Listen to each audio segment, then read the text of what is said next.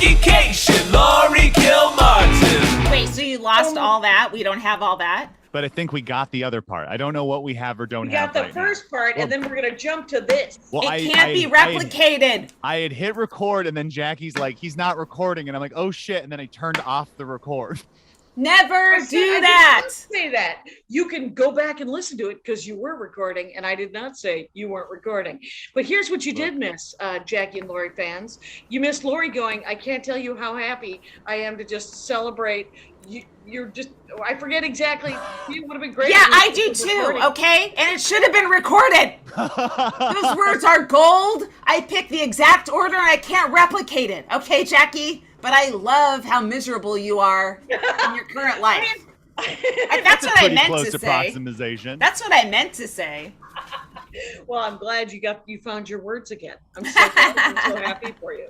I am not miserable, but I am scrambling. We're all scrambling to get used to living together.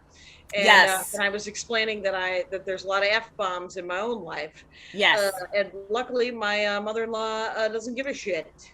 So, because she was married for 42 years to a woman who swore like a sailor. The first time I met Fran, by the way, it was 18 odd years ago. And I said, Fran, what do you do for a living? And she said, I work a forklift at a cheese factory. And these are two gay ladies. And I laughed and laughed. And I said, Fran, say it again. What do you do for a living? Said, why is that funny? And I said, because it's a bit of a caricature and it makes and there you go. And I love Fran. And now Chris is living with us. And last night we went to play trivia. That's right. We went to play trivia. Okay. And where'd you go? We went to a place called Sloan's over on Chandler and Laurel Canyon. Okay. And I'll tell you something. One of the gifts, second prize. Wait, I think, second prize was tickets to Flappers. Yes, that should be first prize, especially when I'm there. Come on, folks. And I said something. My hacky line of the night was first prize is no tickets to Flappers. Oh, now come on, Jackie. Exactly. How much do I fucking love Flappers? I'm there tonight and tomorrow night. I love it. Oh, are you? I'm doing Faded, and I'm doing the California Comedy Club. Oh, nice. All my California Comedy Club gigs keep canceling. First time they didn't have their liquor license, and the second time it was the day the abortion ruling dropped, and no one was buying tickets. Everyone was sad. Yeah. And then tomorrow I'm doing both, because we're taping this on Friday. Tomorrow I'm doing 2 shows over at the Comedy and Magic, those 5-minute sets. Yeah. For their 44th anniversary, I guess. All of July, they do shows on the weekends, 20 comics, everybody doing 5s.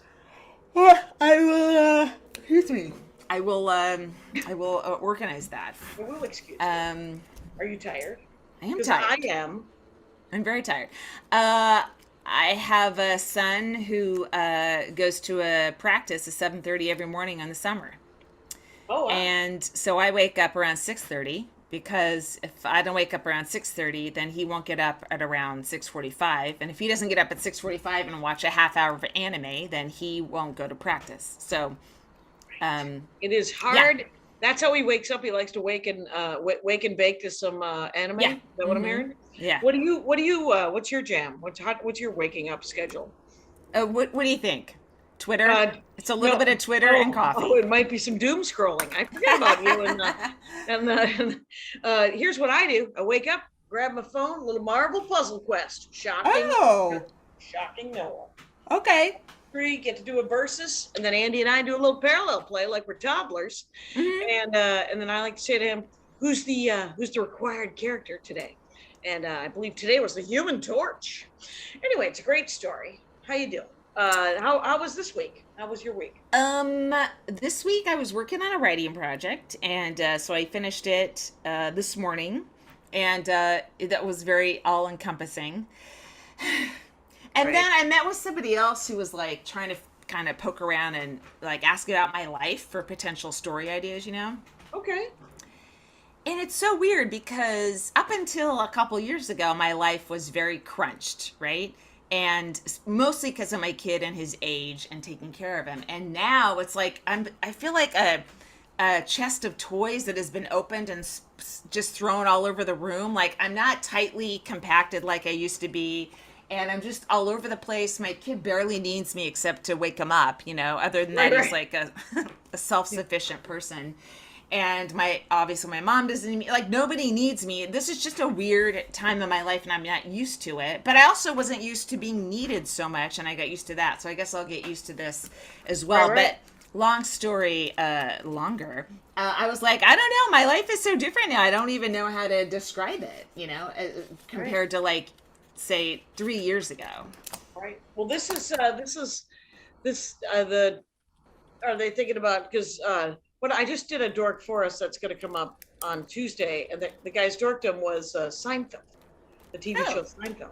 Mm-hmm. And so we went into sort of a rabbit hole because he had all the information about, in 88 or 89 when he sold the show and started that parade of stand-up comics getting to sell sitcoms. Mm-hmm. And essentially the industry going nuts for what is your sitcom? Right. Which lasted, I would say, easily to 2005 or 6. Yeah. Because I think the shark moment was when that guy Chicken who fucked the stool got a sitcom deal. And I think that was the moment for big development deals, but I think, like, Christella, is the last. No reference to Chicken and fucking the stool. Do you remember that guy? I do. We have to. It's not a shocker to me to hear it. I mean, yeah, that's what he used to do. That's like describing this microphone as being silver. Yeah, it's silver. He fucked a stool. All right, fair enough. But Christella's, I think, was on in like 2013 or 14, maybe. Christella's. So that was the end of it, kind of. I think she, unless I'm not remembering somebody, and there's probably someone very blatantly on with their first name that we're like, okay, sorry. But who has something named after themselves based on their life. They put their whole heart and soul into it. It might be Cristela Alonso's show would be the last one that I can think of.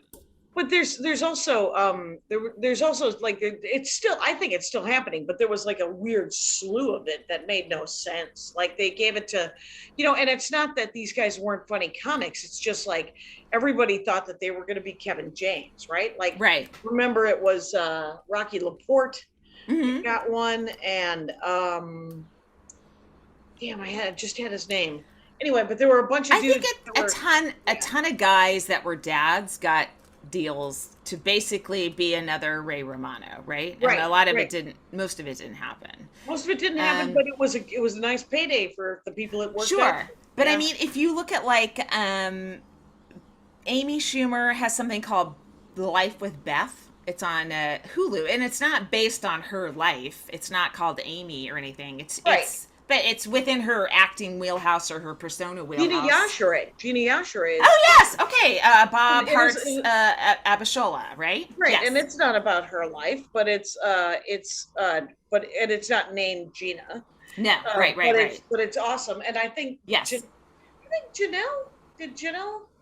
No, she's on Abbott Elementary. Right. She's on an ensemble cast. Yeah. So, and Bridget Everett has this great show on HBO called Everyone Everywhere, I think, or somewhere. It's a title I can't stand because it's words that don't mean anything. Yes. Someone somewhere, perhaps. I'm complaining about this with novels too. Please don't put the words everyone, everything, somewhere, or something in your title, because those are just words that mean too many things that you're just like, what is this? But the show that she has on HBO is fucking great. I don't know if it's based completely on her life, but it's not called Bridget. It's called Anywhere, Anything, All the Time, Who the Fuck Knows?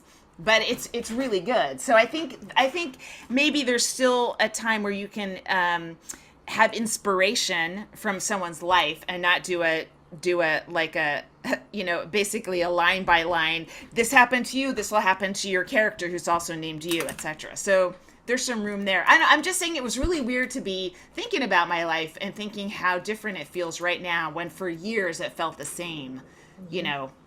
Whatever. Yeah. I guess that's just life. Also very, very different. It could be a sitcom though. It just occurred to me. When anybody moves in with someone, there were several years where people were always moving in with people. Moving in or going back home. In fact, Bridget Everett's character goes back home to Kansas. Yeah. Yeah. And it was I guess I think the first year I went to Montreal was the year that I tailored my set as a pitch. Yeah. Right. So I did, which no one had told me to do previously, and I was like, oh, I can totally do that. Yeah. I can tell you what the sitcom would look like. And so and it was some sort of fake. My parents and my grandparents all move in with me. And it was because for many for Wait, like you had, my feeling is you didn't have enough confidence in yourself. So you're like, I'm going to move every relative in with me just to see what happens. The bits were about at the time. The bits were about how both of my parents were divorced, but both of their mothers lived with them. Yeah. Okay. So they lived like they lived upstairs, and both of their mothers lived downstairs. So it's like it's taking place like in an apartment complex or something? No, or in our case, multi-family dwelling. It was a one-family dwelling in Wisconsin. So okay. But it was such and I used to do a bit about how it was such a nightmare to go home and be like, none of these people really like each other right now. And but my grandmothers actually ended up kind of hanging out and having a good time together. And the joke, and this was a real conversation, which made me laugh so hard. And it was, I believe, I think it was because it was in the nine, it might have been 2000. I can't remember, but whatever. My granny, who was my stepmother's mother, said to my grandmother, who was my father's mother, I can't wait to vote. I love to vote. And my grandmother, who is not originally from this country, Armenian, said, I came to this country on a boat. I'm never getting on a boat again. And that was a real conversation I overheard. That sounds like a conversation that two people who have never met Armenians came up with. Like two white people that have never met immigrants came up with that. Two white writers. Well, it's just a hearing loss joke. Oh yeah, it's great, hour, right? It's great. It's too good. That's what I'm saying. It's too classic. I just it makes me miss them. They were lovely. Sure. Anyway, so if my set at Montreal when I did New Faces had been turned into a sitcom, it would have been me not having kids dating a cop. I think that's all I brought to my set, even though they were pretty good jokes. But it was like, I guess you really have to lay it all out in your 7-minute Montreal sitcom set, you know? Here's what I am. Here's who my parents are in joke 2. Here's what I want in joke 3. And then call it all back in joke 4. Right. There's 14 episodes. Anyone? So, yeah, it is. I got an email from Air Canada. Did you get an email from Air Canada? Have you flown Air Canada? Not recently. Okay, so they're letting everyone who's ever flown them know that they're about to break down this summer. Wait, I thought did you also get an email from Delta? No, I was just reading about Delta just put out a message to the world saying, this weekend we're going to cancel all your flights. Sorry in advance. Air Canada sent emails going, we don't know what it's going to be like, but we just know it's going to be bad. No. Wow. So I don't know. I think we're all going to have horrible stories about this summer and traveling. So I have my week at Acme is this month, right? Yeah. And you're flying Delta, I'm assuming. I mean, that I worry about you and Maria because you're Delta heads. Right. Well, I got offered the same weekend for about money for that gig for the first time ever, and then I get to see my buddy Joe again. How much? You said the same money? Half the money. It's those people. So no way. Right. So plus air. Hopefully, yes, but probably just. I mean, 500. what would air be? But that's the other thing. Clubs are not offering enough for air anymore whatsoever. I mean, they're doing even 500 isn't cutting it for a lot of these gigs. No, air is air should be at least 800 right now. Yeah, just because it's sadly more than 800 now. Yeah. So if you got 800, you'd be like, oh, I'll go then. Yeah. So Matter of fact, I should probably tell my agent that, but not that he wants to hear it. But listen, if you were to be able to do that gig on another week, you could just go to New York City and do your hookup at your whatever that and stay at my friend's place house is, and then pop up there, take the train up there for the weekend. Yeah, it's not a bad idea actually, just because. Because I wrote him back and I said it's my birthday week. I want to see. I'm going to get to see my nephew. Wait, no, not. Wait, what? You just said I'm already working for twice the money. Sorry. Right, I'm already working at Acme, but if I were to take this gig in New York at the New York club, that'd be great. But so I just told him I just gave my agent other dates, and I was like, please, there has to be another day. And I also booked Dr. Grins. Did you know Dr. Grins is back? Yes. Yeah, I have something there too as well. On the books as well? Oh, good. Yeah, I think not till December, but still. Yeah. Mine's November. So you're so competitive, it's unbelievable. You just got to get in a month earlier, don't you? Classic Jackie. What I want to do is I want to get over to the works, but I see that both you and Maria are at the works and in Denver, and I was like, how about me? How about me? Well, why are you only looking at the females your age and their gigs? Look at the guys and go, why not me? Why not me? I haven't been there yet. You've been there 200 times. No, let me do my first week at the works before you go, why not me? Why can't I have her week? No, I don't want your week. You don't believe me. Anyway, no I actually don't. I don't want your week. I want any number of, I did just respond to these people because it was local avails. Yeah. And so I responded to them, hey, I would like to do all of the clubs around the country. How about that? You have 30 clubs. Could I please play them? Did you send that email to this woman? Yeah, the person who books it. And she doesn't. I don't think she books the. No, okay. It was a CC with everybody. Yeah. Why don't you have your guy do that instead of you? Because he does it, and then I also do it, and then and then when he does it, maybe she gets irritated at him, or he gets irritated at him. Right. You need to make sure they get irritated at the right people. Yeah, I haven't. I've asked about no one would get any of the road gigs from that chain, and I've not gotten one, except I used to work the one in Tahoe, but the Tahoe one turned into a magic or something. So I lost a week during Corona because of that, and then it's not coming back. So when I worked with Brian last weekend, there was a lot of talk about Vegas and the Laugh Factory because we were hanging out with other comics, and I, for just a hot second, I was like, oh, do I want to go do that Laugh Factory in Vegas? No, you do not, Jackie. It turns out, remember what a goddamn nightmare it was? Oh, that was the factory. Oh, that right. was the Laugh Factory at the Trop, right when, and I just want to treat myself like the Fabergé egg that I am. I am a valuable human being who deserves to work decent clubs and be treated very nicely. And you should be diamond encrusted. Right. I'm okay with that. I'll even take a nice Swarovski because those are fancy. Yep. I did. I worked on a bunch of new material, but just in writing. Yeah. And then I did get to do Better Half, which is the Kara Clank, Jared Logan outdoor gig. Have you done that one at that wine place?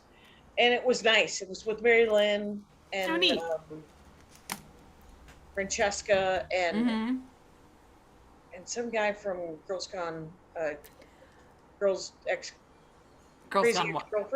Oh, okay. Girls Gone Wild. Girls Gone Wild. But, Joe Girls Francis? Gone Wild, He's out of prison? I think his name was Danny Jolis. Okay. Jolis. Anyway, whatever. Perfectly nice guy and very funny. Everybody had a great set, quite honestly. And but I got to work on some new stuff, but I didn't work on my new stuff. And I was talking to Mary Lynn about it, and I'm like, because Mary Lynn was talking about how after she got off, she was like, I had this great dick joke. And she explains, how it's been working on the road a lot, and then it didn't work right there. And then maybe the guy went after her. He had a lot of dick jokes and it was working, and she was just staring at the audience, trying to figure out why. And then I went and I got a soda, I came back, and she started telling me the story again, like we do. And then she goes, "Oh, you know what?" As she told it the second time, she was like, "That's a road dick joke. Weird." And she was like, "Of course it didn't work at this weird Silver Lake gig." And, so I was like, "Oh, fair enough. But then I got up and I wanted to try, that they them bait that I worked on for 3 years until it worked. Mm-hmm. That I don't really do as much anymore. I do it in the long set, I think, but I can't remember. But I have a new premise that is going to be this premise that is going to take me 3 years to fucking. Oh, sure. Is it similar to your old premise, or it isn't? Okay. It isn't a they them. It's a lot of typing in this one. Yeah, this one's got a lot of typing. Oh, yeah. I like that. Right, but it's going to be a lot of sort of personal stuff, and but also me have to validate other people's opinions, and my opinion is not particularly popular. And so me just coming to the realization that is true, the sentence I just typed is true versus the sentence that I come into it with, which is, I see. No, it's not. Okay. Anyway, but it is. And so what I'm looking forward to is Lydia Popovich and Amy Miller and Virginia, hello, Virginia, coming up to me as I do this bit and going, "That's a little off. You've kind of missed the point there, a little bit, Juggy." Which is three people who helped me a lot with that they them bit.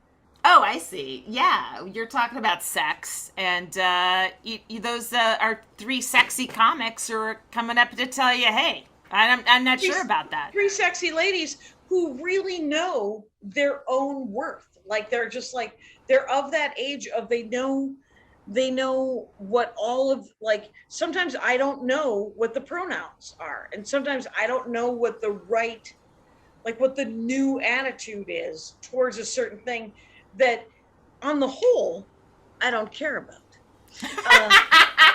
But when you are talking extemporaneously about it, you want to make sure you're on the right side. Exactly. Because you normally agree with a certain side, and unless someone really proves you wrong, it's like, yeah, that sounds reasonable to me. I don't want to delve into it too much. I'm stressed out. I don't care. Yes. Right. And I don't necessarily want to say, and nobody can do anything. Right. So, but if I do have an opinion, like it doesn't, like whenever Armenia comes up, right, I'm like, I don't live there. I live here and we're on fire. So if you would like me to hold an opinion about the Armenian situation, mm-hmm. It's going to take a second. Right. It isn't my circus. So I can't, but it doesn't mean that there probably isn't a right and wrong side, right? Mm-hmm. The only one I will not discuss is Israel-Palestine. It's not happening. If you even like... Oh, yeah. Wait, what? They're doing good work with salads. The Tabuli is off the charts. I told you I won't. That's right. I won't mention it. I will, yeah. Any sympathies I might have, I'm going to keep to myself. I think I even like to tweet at a comic who aligns very heavily with one side, DM'd me. I'm like, oh my God. All right, listen, you know what? It is very complicated. People have lots of emotions, and I'm clearly haven't studied it enough to be spouting off about it. Right. I have to worry about the fact that if I get another fibroid, they're going to think I'm having an abortion. So why don't you fuck off? Correct. And I will tell you this is, so I get a ride, I think after we recorded last time, right, to the airport to JFK from Jersey. And so it's an hour 20 in this car, Sunday morning. Right. And my driver, literally 10 minutes, it's granted, it's 7 a.m. It's not 4. It's not 5. Yeah. So I'm okay with a little bit of chatter. So Are you in a cab or a Lyft or a limo? Like Okay. just a town car. And so Yeah. I'm in the back, and the town car guys, we're 10 minutes in, and we're just sort of normal chat. And then he goes, yeah, I just got divorced. Oh boy. And that was the rest of that trip. And at one point, I had to say to my driver, we don't have to vilify her. Oh no. Yeah, What he is was it like, with town car drivers? I don't Remember know. the guy that told me that the vaccine has, he goes off on the vaccine and I just like, my mother died of COVID, shut the fuck up. And then that ended that. And then he picked me up on the next day to go back. Yeah, you had to ride with him again. Yes. Yeah, it's very funny. He was. We did get to admit that it turns out she is a very good mother to his 3 children, to his 3 daughters. But she makes 3 times the money that he makes, and she still wants child support. And I was like, so sad, too bad, man. It's when you have children with somebody, you are financially responsible for them to as much as you can be. Yeah, And, I hope this changes your what I assume is a Republican vote against Roe v. Wade, because Right. yeah, 3 times as much isn't enough for 3 kids. There's no amount of money that's enough for 3 Well, kids. she is also the primary caregiver of these children. Right. So who's taking care of them while she's working? She has to hire that person. If all that. Oh, please, and the logistics and Yeah. I was like, you got to wrap it up. And he was like, I shouldn't have let her work. married. oh. And I was like, wow, I don't know how to even go talk to you about any of Oh this. my God. So, how much did you tip? Did you? Yeah, I tipped. Ugh. Yeah, I tipped. I'm so sorry. No, you got to. Always- I know. You got to do I it. always tip. I always feel like everybody is. I mean, he is at work, and granted, it Yeah. turned out so was I. Weirdly. So, but yeah. So it was super. It was a fun weekend. I know we talked, but I had a really good time with Brian and Regan, and his new stuff is really great. So if anybody just gets a chance, and he always has fun openers. He always has interesting openers, even if it isn't me. And so you should, Are you tracking who he has when he doesn't have you? I'm not. I Do you have an understand alert set up? Google alert. Is it Brightwell? Who is it? So Oh, that was cool that you brought Gary Brightwell in our chat, because he is loved. He's very funny and he's a very nice guy. And I think I met him when I worked at Tommy T's in San Ramon, where I think I was working with him and Henry Cho. And that was like such a cool week. They were so both of them so nice and funny and Zimmerman is one of the other guys, and he's a delight. yeah. Joe Zimmerman, and then Kermit Apio, and I love Kermit. and I've Joe known List. Kermit Is it Joe forever. List? I feel Joe List, yes. I feel like my first memory of Kermit, we were in probably the Seattle competition together, and then a bunch of us, I don't know if he remembers this, had breakfast burritos at some place that I'm sure has been replaced by a condo in Seattle. And it was so great. And I was like, wow. After that the was show?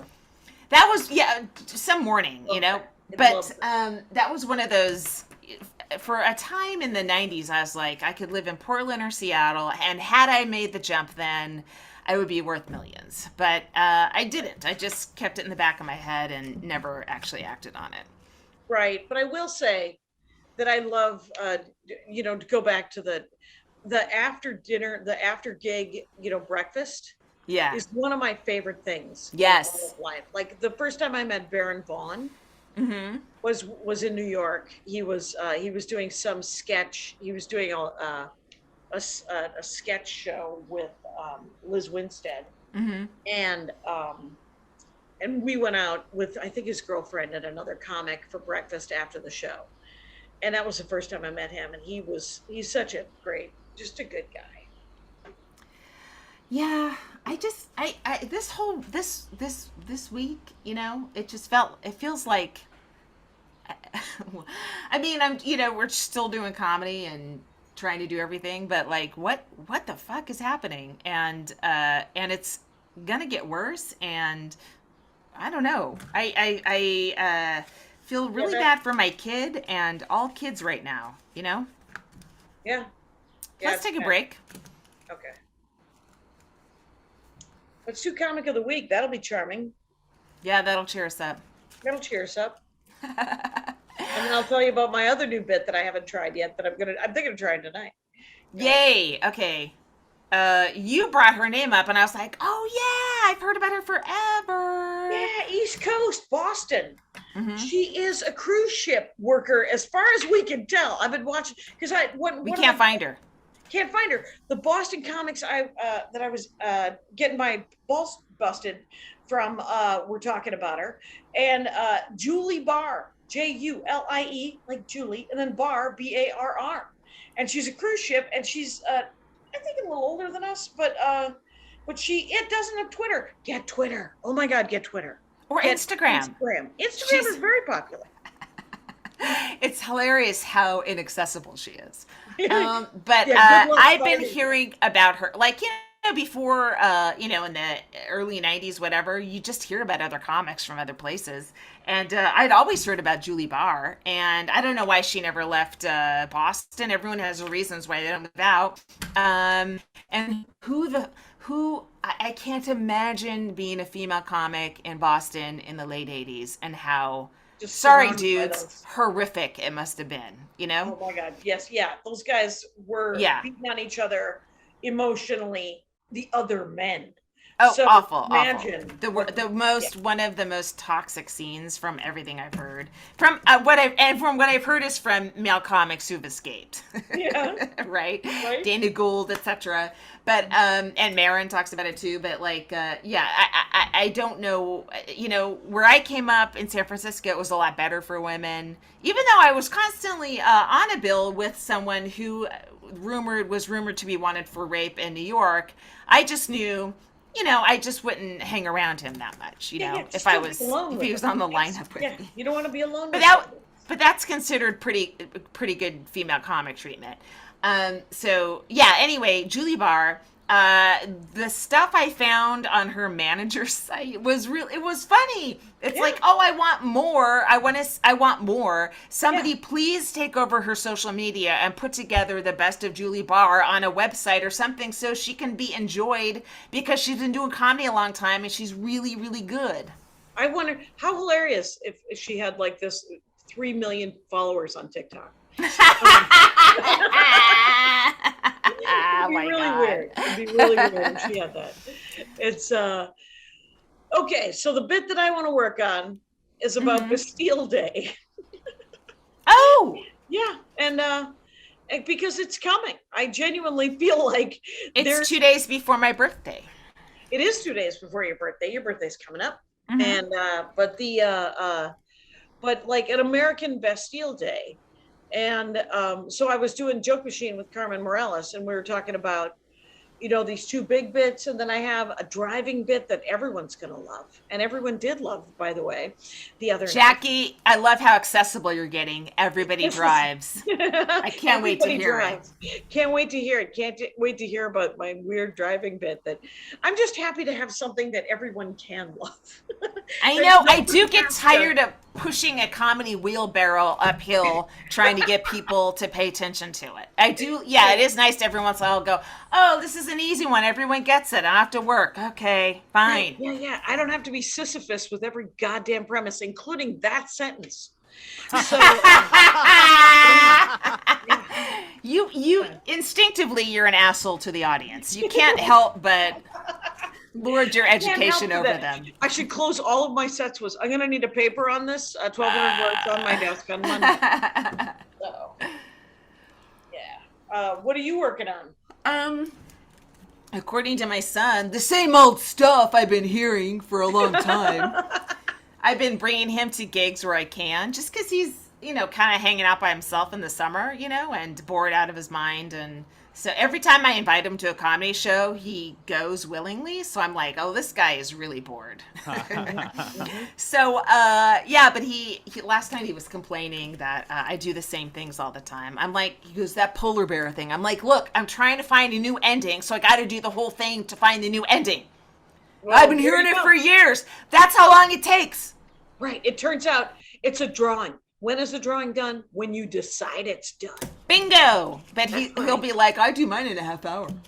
But he also, his complaint about other comedians was like, he goes, I hear a lot of shit and fuck in these jokes when they're not needed, Mom. And I'm like, who are you? Why do I live with you? You should know, by the way, that this week on the Dork Forest, this last week, Kyle Clark was our guest. Oh, yeah. Talking about drawing.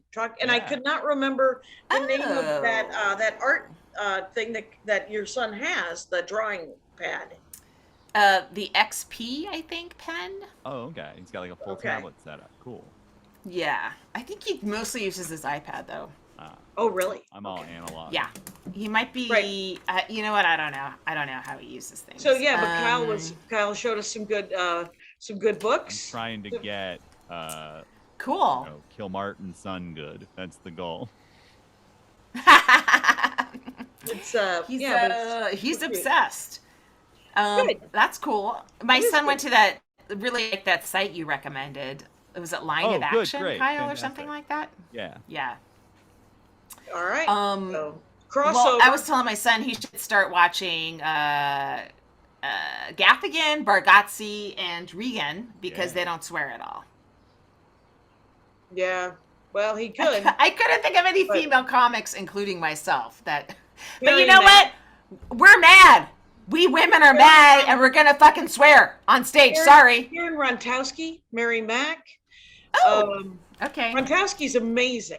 That's true. Mary Mack's amazing, but Mary Mack doesn't swear for other reasons. And Rontowski, I think he might like just because of how weird. He would like them both, I think. Okay.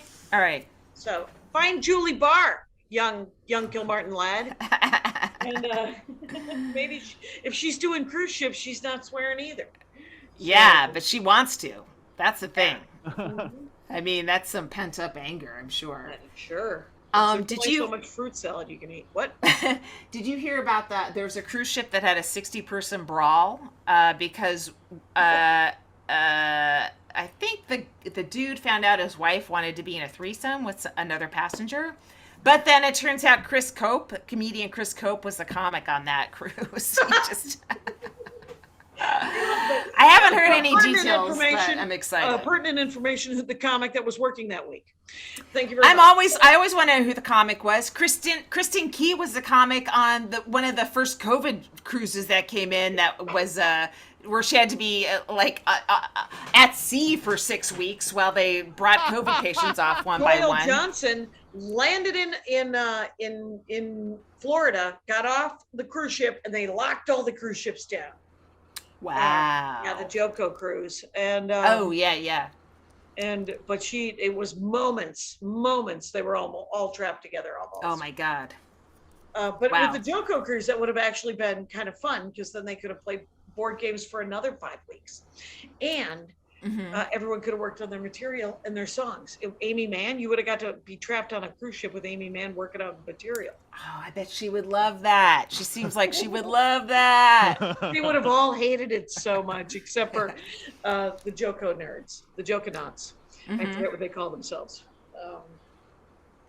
I wouldn't know. They don't seem to be fans of me. Oh, they could be. It could happen. You could. I submitted my set because I'm doing the a gala at Montreal, and why am I getting an intense close up of your face, Jackie? Not that I don't love it. I'm just wondering where we're at time wise. Oh, I know. We were at 39. Oh my God.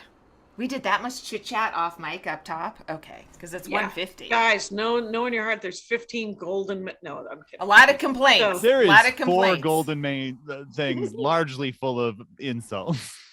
Right. What?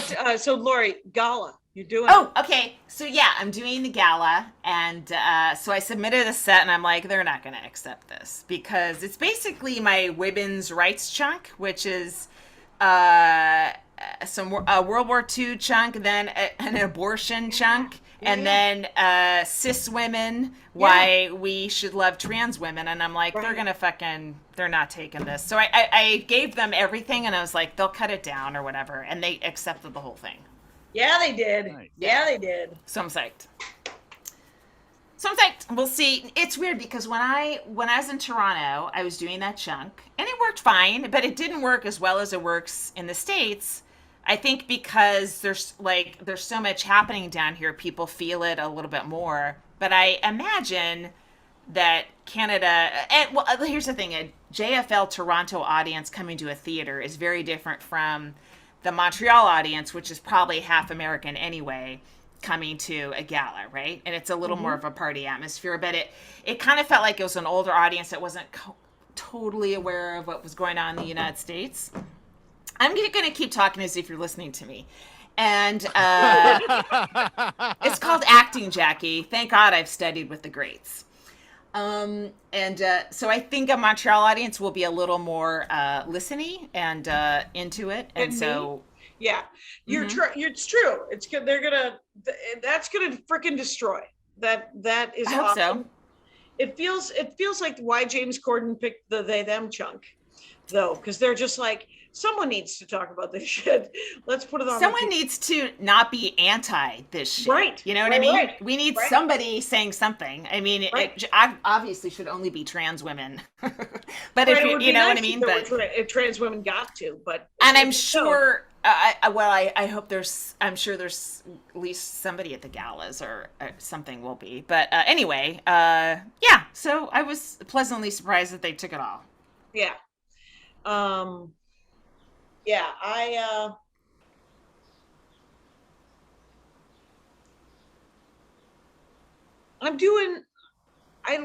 trying to figure out when I could play Chicago again.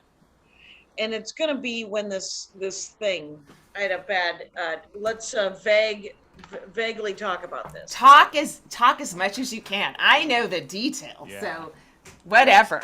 So this horrible heckler situation that is supposedly resolved. Okay. And can you say what the problem was? I don't think so. Okay. I don't know. I should talk to, but lawyers were involved, and it was unbelievable. When comics find out, they will be shocked and enraged. Yeah. At what? It's incredible. It's just bad, and it's a terrible precedent on every front. Yes, it really is. But in its conclusion, I have decided that much like some of my favorite male comedians, Mark Maron, Chad Daniels, Dana Gould, Patton Oswalt, Greg Behrendt, for many years. I don't know if he's still doing. I think he's still doing stand up. I see him on shows and stuff. Yeah. All greats that you just mentioned. All greats, all great comics, and many that are not mentioned. Yes. If there's trouble in the audience, Brian Regan. If there's trouble in the audience, they stop the show. Oh, really? Yeah. And the thing is you and I've talked to some other comics, we all think, I could take it. We were raised to take it. Yes, and especially if you're a woman, it's like, you got to be like a guy and take it. But you're saying the guys you're saying are not even taking it. So why do we feel like we got to act like that? Yeah, they're all men who are just like, well, this is not what I do. This is I don't want this to be what I have to do to get through this time to make sure I get paid. Right. All of those men just say, you know what, I'm not going to keep going until you remove those people, but I'm willing to do the rest of the show. And so they don't get prorated. They won't get, they won't lose their money for that show. And the good news is I'm going to digress and go back to the actual situation that happened at this show, is that the reason that we figured it out off screen to some extent is because now I don't have to talk to the 15 comics the 15 audience members that I've run into in other cities that were like, I was there that night.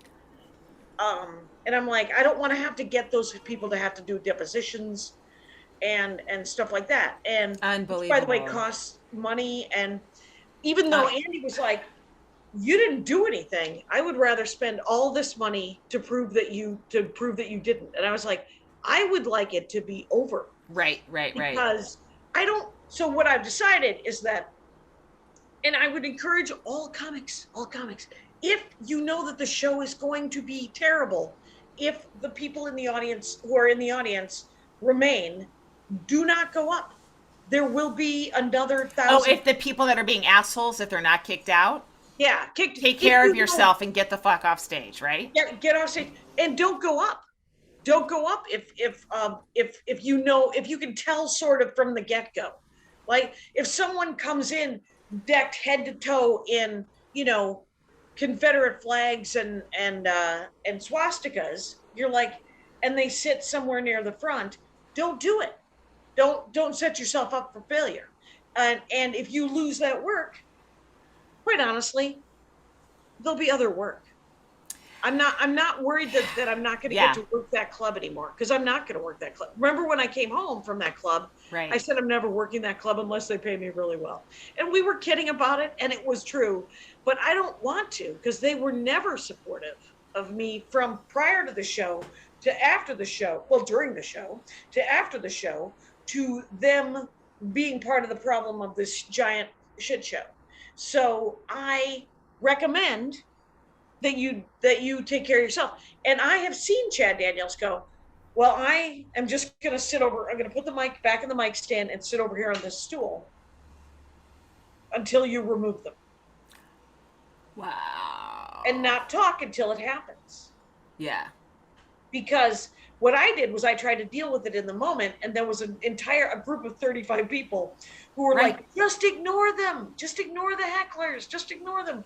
And I was like, I can't. It's like you're trying to tell jokes with doing this to you. So. It's if you like to engage the audience, I do sometimes. I do. Right. And it usually, but I can tell when it's a problem, and I do not talk to that person. And if they keep going, yeah, it's a show ruiner. Like they don't buy enough drinks to make up for the fact that they're ruining the show for dozens to hundreds of other people who are going to be angry about it. And I think what I learned from your situation was, which I should know, is that we are independent contractors when we're on stage. Okay. And if anyone's going to save us, it will be ourselves. It won't be the institution or the building we're in. That's a different company. Okay. Right. It's different. And they've hired security not for the comedians. They've hired security for their staff, who are their employees. Right.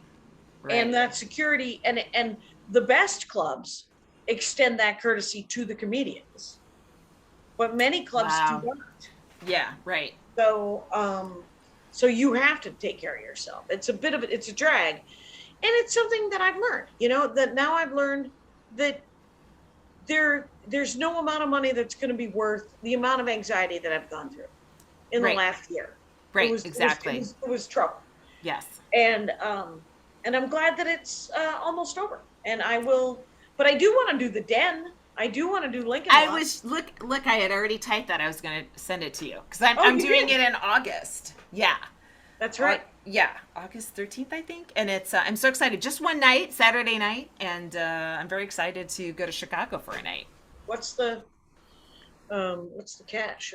We could talk about it later. Do you mind? Later? Do you mind? Let's take a break. Okay. Hey, Laurie, is it later? No, we're not talking about it now. I'm totally kidding. But Jesus. Yeah, no, I just want to make sure that it's kind of worth it. But I'd also need, if I can fly to Chicago, I can go visit my dad and look at him as the aging process continues. So, yeah.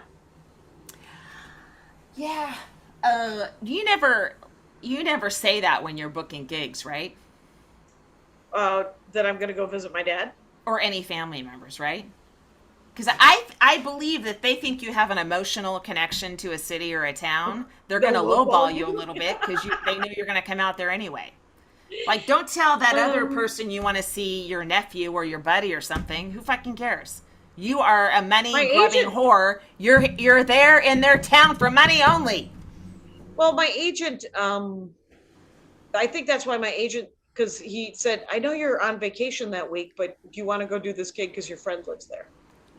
Well, that's okay, but don't let the club know that you want to go there. Right. But make the club lure you there with prizes and gift certificates. And don't let the club know. let them lure you with appropriate plane fare compensation, please. Yeah. Plane fare should be at least $700 right now. Just really, and with all these cancellations and stuff, I kind of think this is a good time for local headliners, because you're gonna have comics missing shows because your flight got canceled. Right. So maybe they'll be. You should always have like a local headliner on tap, ready to go. That's the other reason why I like to fly in a day early. Right. Because it's the only reason to fly in a day early. Yeah. Because then if there's any sort of cancellation, I still get there, but it's Mm-hmm. Yeah. Reminding me, I need to book that, since clearly that didn't happen. Okay. So. I am going to be this weekend at Go Bananas in Cincinnati. And that's right. I'm imploring anyone within an hour's drive of Cincinnati, come to the show, because I just want some Jackie and Laurie listeners there, and not all Republicans who wrote me threatening emails during the MSNBC shit that are trying to happen to live in Ohio. Yeah. Make my life miserable. Yeah. Yep. But I'm going out a day early. I'm not only am I bringing in my portable air purifier from my bedroom, I'm going to bring it onto my carry-on to make sure I have that to plug in on the stage. I just got this little suitcase purifier that it looks like a little purse. Yeah. What? Yeah, you can plug it in, so you're not going to have any wires. And I would put it on the stool next to me. People might not even know it's a purifier, but I don't care. I'll talk about it. Because guess what? I'm helping you guys too. I'm cleaning the air we're all breathing right now. Yeah. Okay, it's going to benefit anyone in the club as well. Yeah, we went and played a trivia last night. Not a mask in sight. And kind of packed like shoulder to shoulder as I ate.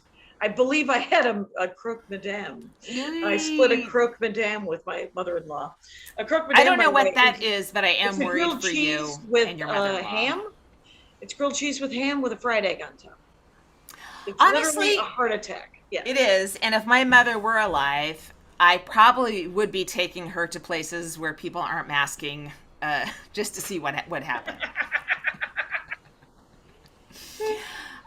So I'm not going to tell you how to live your life, but I will say I'm going to try out this little purse-like purifier and let you know how it works, because it's a cool thing. You can just come. It's got a little handle, like a little leather handle. You put it on your seat back tray if you're on an airplane. You put it on your stool if you're a comic on stage, and at least you have a shot of cleaning the air around you that you're going to be breathing for an hour. Right. You could probably take it to a restaurant, just set it up there like a purse. Just pretend it's a purse and give yourself a shot of clean air, Right, just treat yourself like the Fabergé egg that you are. That's what Maria always says to me.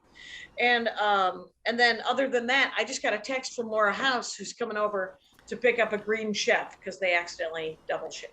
Oh, so that's what you were. That's the negotiation you were texting during my heartfelt story that I noticed you weren't listening to. Well, I already forgot what it was about, but I did not forget your level of disinterest in it. Okay.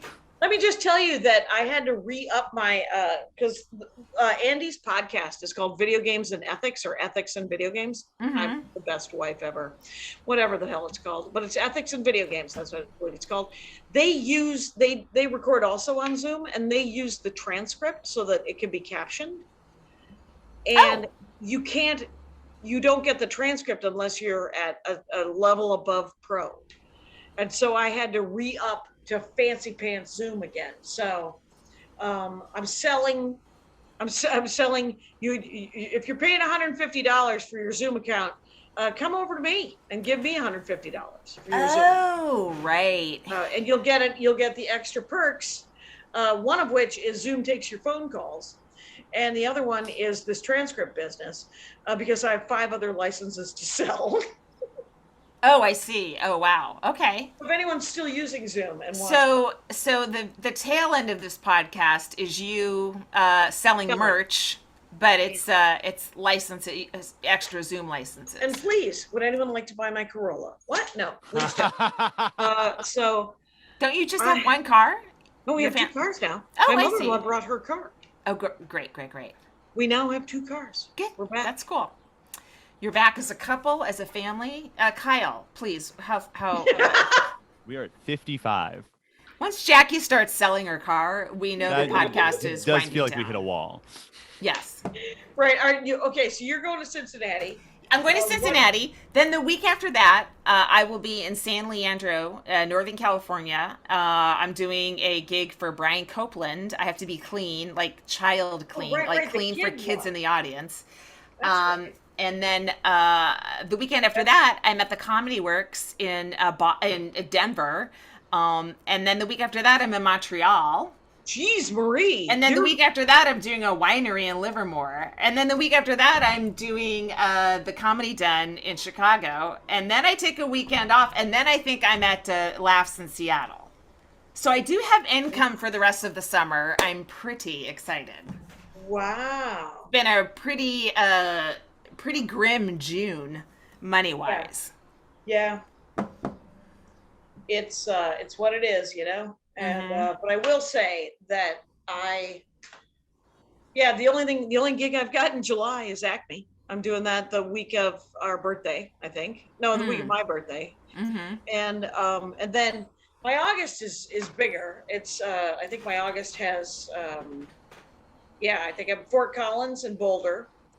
And then I'm Punchline San Francisco the weekend of the 13th I'm in Fort Collins and Boulder. The weekend of the 20th, San Francisco Punchline. Oh, that's a good weekend for both of us. Yeah, and then I have 3 weeks off, and then I'm in Portland in the middle of September, and then I got nothing till October. I'm doing the Minneapolis again, and then Plano, Texas. We're into 2024. That's how far she's scrolling ahead. Oh, Christ. I No, am that's in good. Toronto in September for I'm doing JFL. Toronto in December, Okay. but not Cool. JFL. You're doing no interest in Just for Laughs for me. I did Moon Tower. They bought JFL, I guess. So Jackie, I think it's just one of us at a time. Honestly, I think people think if they book us together, there'll be an explosion. heaven for fan. Let's get out of here. Please. Yeah, let's do